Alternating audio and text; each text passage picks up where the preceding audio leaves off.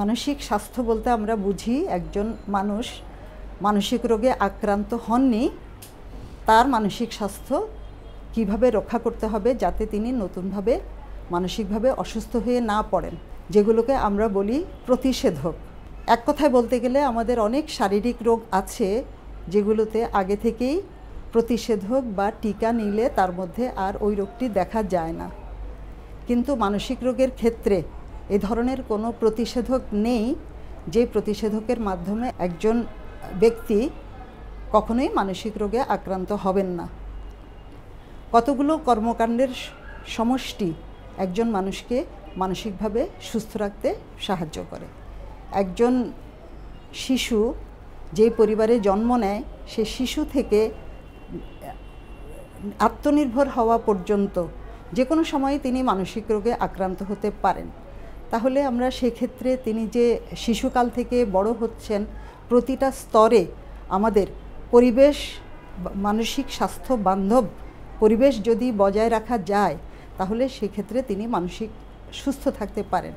যেমন আমরা একটি শিশুর কথা যদি ধরি, তাহলে সেই শিশুটি যেই পরিবারে আছেন এই শিশুটি যে বিভিন্ন ধরনের ডেভেলপমেন্ট হচ্ছে, এইটা আমরা বলতে পারি যে ফর্মাল এডুকেশন, যেটা স্কুলে গিয়ে বা কলেজে গিয়ে পড়াশোনা করতে হয়, এর বাইরে একজন মানুষের যত ধরনের ডেভেলপমেন্ট আছে, যেমন তার সামাজিক ডেভেলপমেন্ট, মানসিক ডেভেলপমেন্ট, এটা কিন্তু পরিবারেই হয়ে থাকে। তাহলে ওই পরিবারে এই শিশুটি, যেই শিশুটি বড় হচ্ছেন সেই শিশুটি, আমরা অনেক ধরনের প্যারেন্টিং আছে, এর মধ্যে অথরিটেটিভ প্যারেন্টিং বলে একটা প্যারেন্টিং আছে।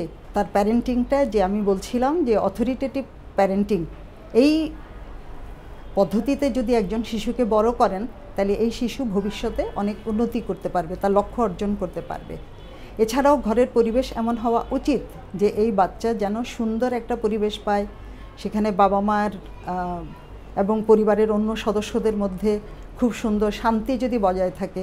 যেমন আমরা বলতে পারি যে একটা হ্যাপি হোম যদি হয় তাহলে সেই হোমের বাচ্চা অবশ্যই ভবিষ্যতে মানসিক রোগে আক্রান্ত হওয়ার সম্ভাবনা অনেক কমে যাবে। এবং পরিবারের মধ্যে যদি ডিভোর্স, দেন সেপারেশন, এই ধরনের বিষয়গুলো যদি যত কম থাকবে ততই বাচ্চা সুস্থ থাকার সম্ভাবনা বেড়ে যাবে। যে স্কুলের যে পরিবেশ, শিক্ষক ছাত্রছাত্রীর মধ্যে যে সম্পর্ক বা ছাত্রছাত্রীদের নিজেদের মধ্যে যে সম্পর্ক, এগুলো মানসিক স্বাস্থ্য বান্ধব হওয়া প্রয়োজন। এবং মানসিক স্বাস্থ্য বান্ধব হলেই একটি শিশু সুন্দরভাবে তার শিক্ষা জীবন সম্পন্ন করতে পারবে এবং তিনি সুস্থ থাকবেন। ওয়ার্ক প্লেসেও অ্যাকচুয়ালি খুব সুন্দর যদি ওয়ার্ক প্লেসের পরিবেশ যদি মানসিক স্বাস্থ্য বান্ধব হয় তাহলে সেক্ষেত্রে তার মানসিক অসুস্থতা হওয়ার সম্ভাবনা কমে যাবে। ওয়ার্ক লাইফ ব্যালেন্স বলে একটা কথা আছে, এবং ওয়ার্ক প্লেসের পরিবেশ এবং তার ওয়ার্ক রোলটা যদি এমন হয় যে তিনি ওয়ার্কের পাশাপাশি তিনি তার পার্সোনাল রোলটাও খুব সুন্দরভাবে পরিবারে উনি ইমপ্লিমেন্ট করতে পারেন, তাহলে সেক্ষেত্রে তিনিও মানসিক অসুখে আক্রান্ত হওয়ার সম্ভাবনা তারও কমে যাবে।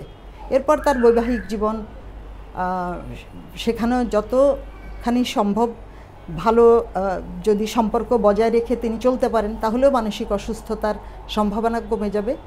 এক কথায় আমরা মানসিকভাবে সুস্থ থাকার জন্য যেই অ্যাক্টিভিটিগুলো করব, এই অ্যাক্টিভিটিগুলোকে আমরা এক কথায় বলতে পারি মানসিক স্বাস্থ্য উন্নয়ন কর্মকাণ্ড।